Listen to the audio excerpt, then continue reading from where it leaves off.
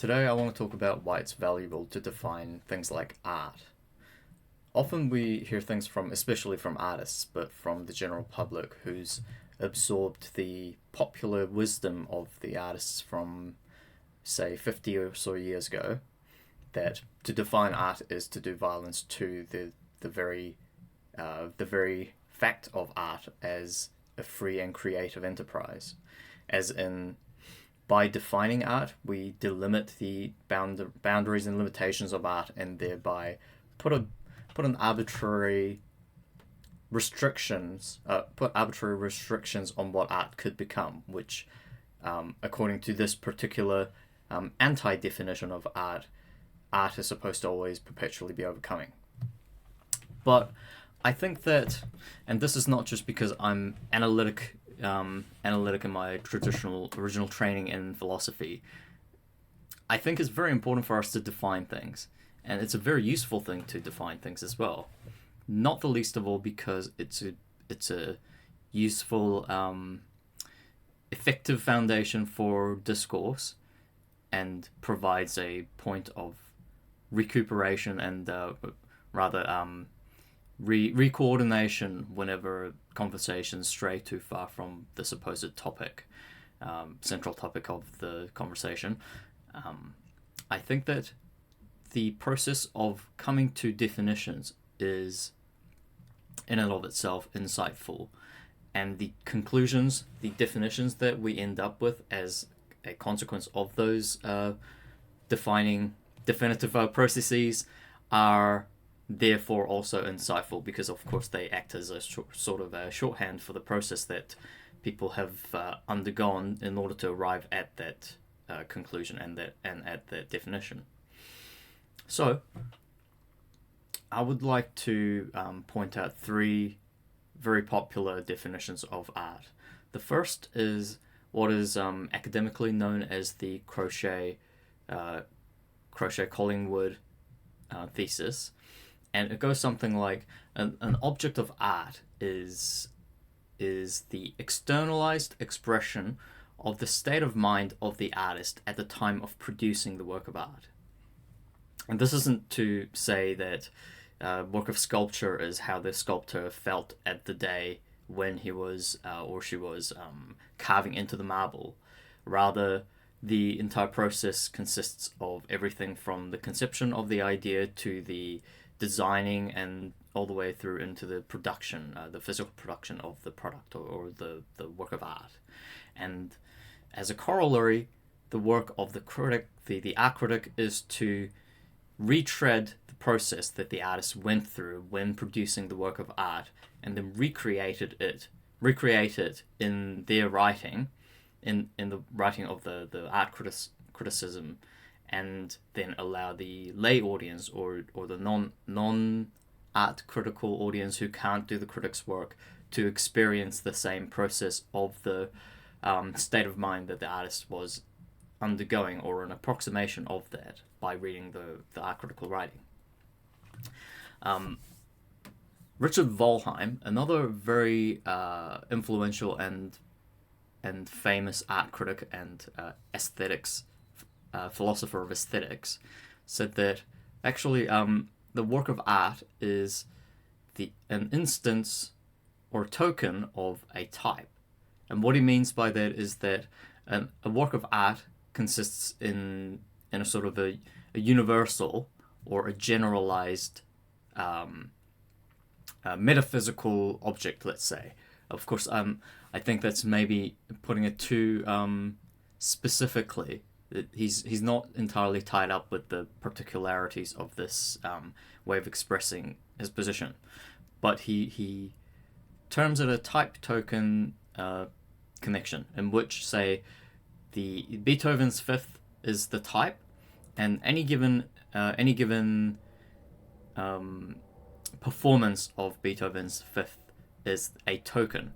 In the same way, Ulysses, the novel, is as a type, and every printed copy of Ulysses is a token, and it even applies when there's a one of a kind artwork.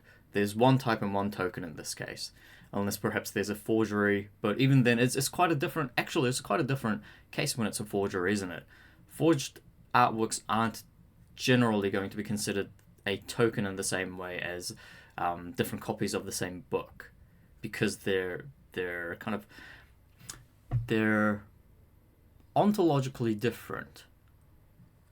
And here, perhaps, as a rule of thumb, the Crochet-Collingwood thesis about whose internal state is really reflected in the work of art may come in handy, although it doesn't tie in thereby into the ontology of art and the definition of art itself. And another definition that I really like is Michael Baxandall's definition of art as a particular set of solutions, or a solution to a particular set of, or a singular aesthetic problem. And this is to kind of blur the boundaries that was suggested by, I can't remember this other art critical theorist's name, but he suggested the famous distinction between craft and art, in which craft leans heavily towards a more genericized, utilitarian sort of production, whereas art is primarily about the beauty and aesthetics. And so for Baxandall, the Cubists were producing works of art that were directly responding to the problem of how to express the fourth dimension in a second dimensional, or at most third dimensional work of art, the painting. So a painting can only express a singular moment in time. It's not animated. It is flat, although the layers of paint and the way that they produce contours is an important part of painting as a form of art.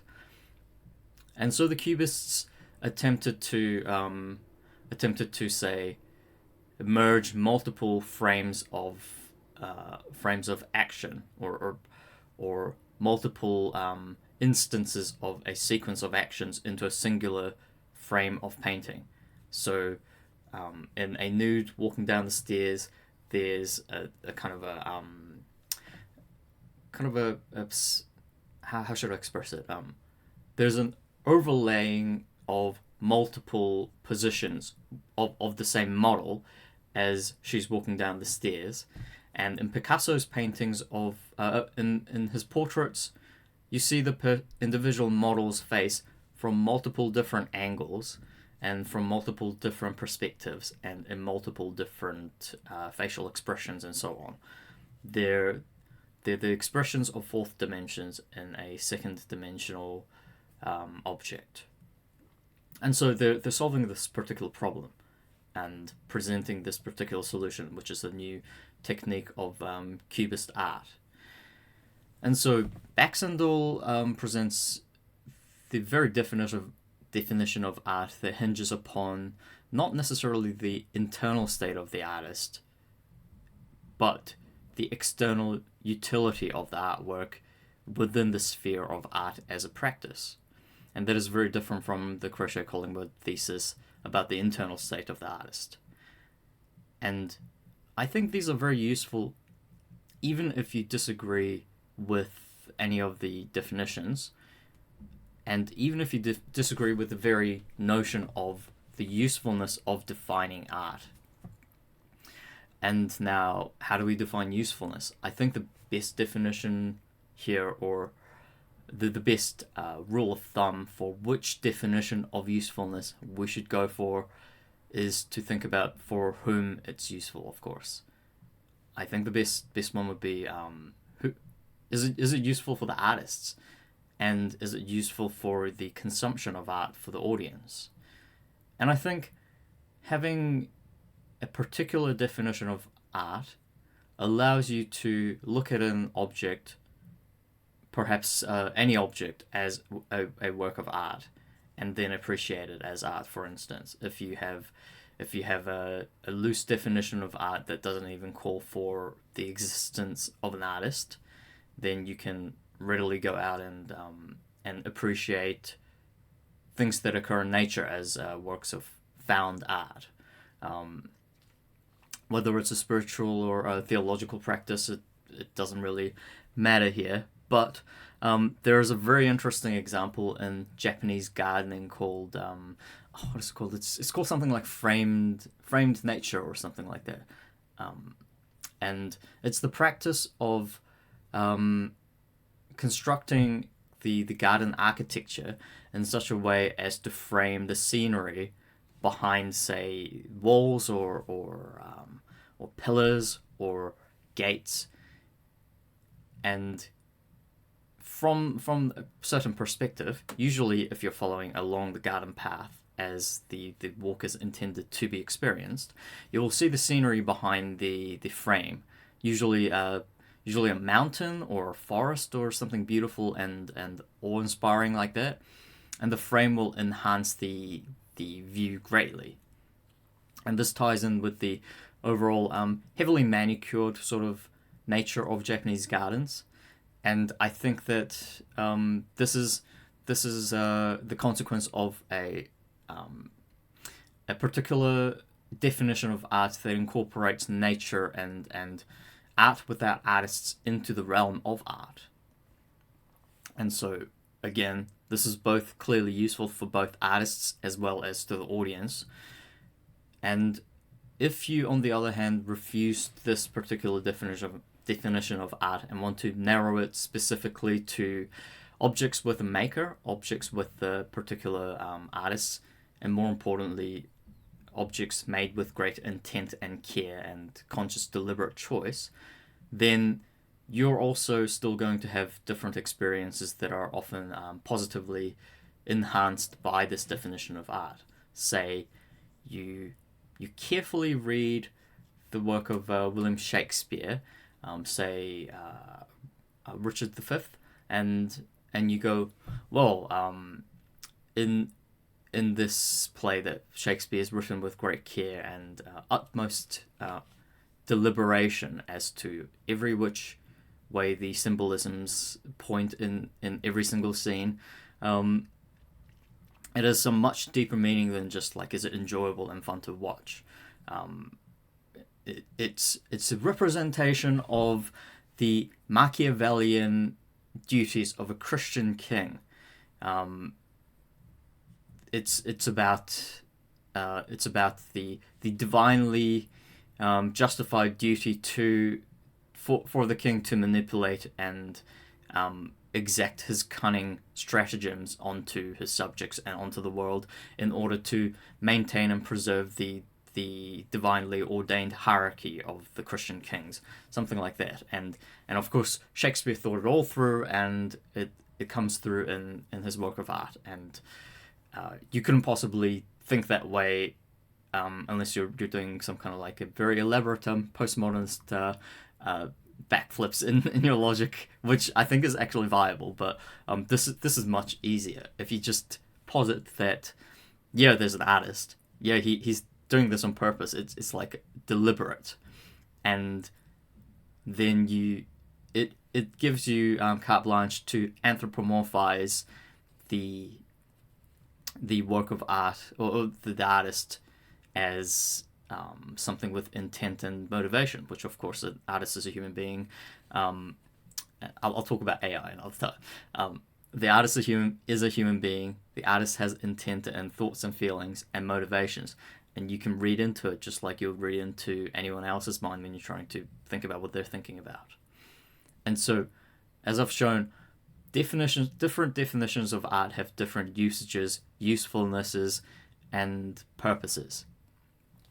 And I think that although I personally subscribe to a combination of Richard Volheim's and Michael Baxendel's type token plus solution-based definitions of art, I think that the other definitions of art are equally as useful, at least on a colloquial and lay basis, and particularly when you're using them as sort of temporary crutches or thinking tools, maybe as Dennett would put it, intuition pumps for when you're talking about art with other people, when you're attempting to get more out of a work of art, and most importantly, I think, when you are trying to make art yourself. Because often what counts is the creative intuitions and sort of the mode of mind that you're in, rather than unless your work of art is a philosophical tract, in which case, yeah, you have to really pay attention to it. But generally, I think most of the time when you're doing creative work or making art, what really matters is kind of like what state of mind you're in, because of what kind of a play you're engaging in. And in games and in play, the rules are paramount because they delimit the scope and specificity of the kind of play that is appropriate to the scene that you're playing out, let's say. Even in improv, there's all sorts of rules, despite the fact that you're not supposed to plan ahead or think carefully or compose it in advance, and also you're not supposed to technically say no. You're supposed to say yes and that's an improv classic from Keith Johnson. And it's a good book. Improv. That's a good book about improvisation as an art form.